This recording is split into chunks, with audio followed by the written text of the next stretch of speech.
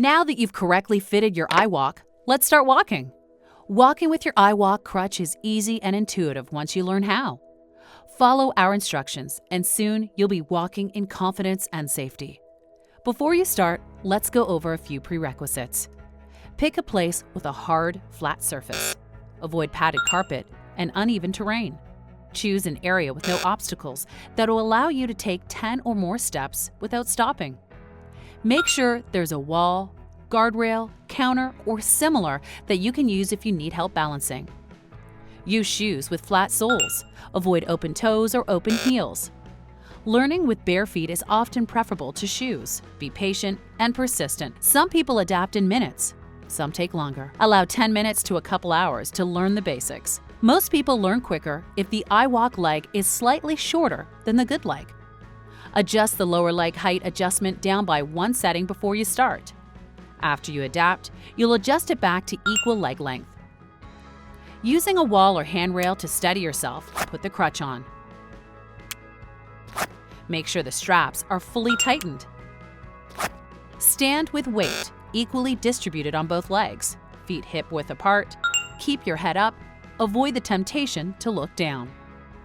Before you walk, we're going to do a couple of practice exercises. Place your hand on the handle. Lean slightly toward the iWALK side and shift most of your weight onto the iWALK.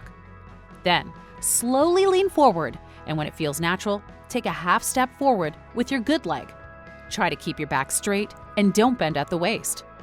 Again, put most of your weight on the iWALK leg and step back to return to the starting position. Try again. Step forward, then back. Repeat this exercise until you can do it fluidly. Continue the exercise, but this time step back slightly further, behind your iWALK foot. Keep going until your motion is consistent and fluid. Okay, now it's time to try walking. First, check to make sure your straps are still fully tightened. Repeat the exercise, and when you're ready, instead of stepping back, continue walking forward. Keep your hand on the handle, and remember to put the majority of your weight on the iWALK side. Once you've started walking, don't stop. When you need to turn around, steady yourself with a wall, rail, back of a chair, or whatever is available. Turn around by putting all your weight on the good leg, then pivot on your good leg until you make the turn. Return to the start position. Lean slightly toward the iWALK side, putting most of your weight on the iWALK. Like before, lean forward slightly and start walking, starting with your good leg. As soon as you're feeling confident, let go of the handle and let your arms swing naturally. When you're walking fluidly, you should restore the lower height adjustment to give you equal leg length.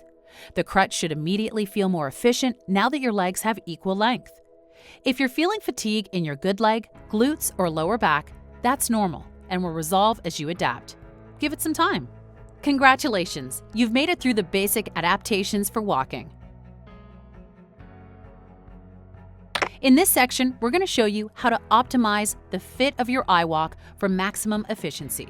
When standing or walking, you want the tread to be in full contact with the ground when you walk. Walking on the outside of the foot or the inside of the foot makes walking more difficult.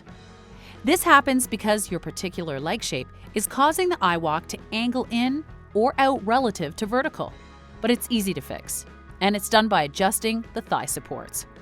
First, note that you have both an inner thigh support and an outer thigh support. Start by taking the crutch off and loosening the thumb screws. Note your initial numbered settings. Here's what to do if you're walking on the outside edge of the foot. Lift and rotate the outer thigh support outwardly to increase the number setting by 1. Finish by rotating the inner thigh support inwardly to decrease the number setting by 1. Then, tighten the thumb screw. Test your new settings. If you're still walking on the outer edge of the foot, repeat the process until you're walking with the entire width of the tread contacting the ground. If you're walking on the inside edge of the tread, do the opposite. Lift and rotate the inner thigh support outwardly to increase the numbered setting by 1. Finish by rotating the outer thigh support inwardly to decrease the numbered setting by 1. Then, tighten the thumb screws. Test your new settings. If you're still walking on the inner edge of the foot, repeat the process until you're walking with the entire width of the tread contacting the ground.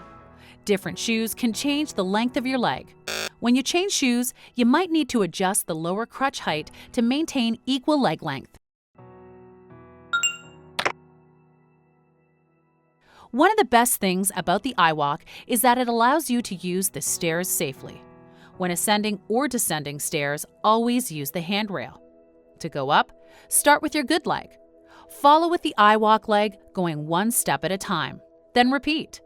The recommended way to descend the stairs is to go down backwards. Start with your iWALK leg, followed by your good leg. Continue to descend one step at a time. An alternative method is to descend facing forward. This method only works if the handrail is on the opposite side of your iWALK leg. Start with your iWALK leg. You cannot go straight down the stairs because your injured foot may hit the uphill step. Instead, turn partially sideways before descending. This allows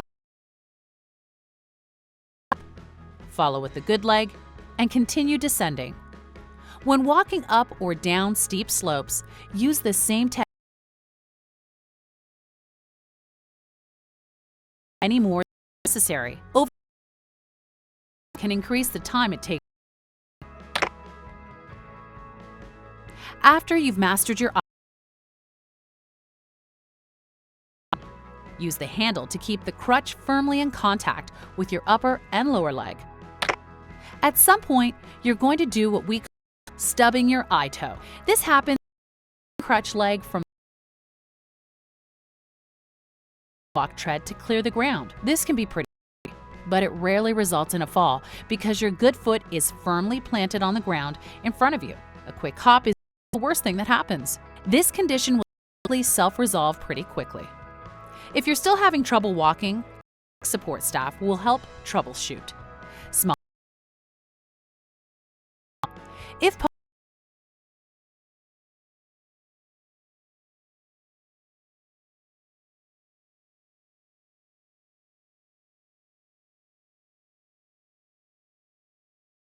camera.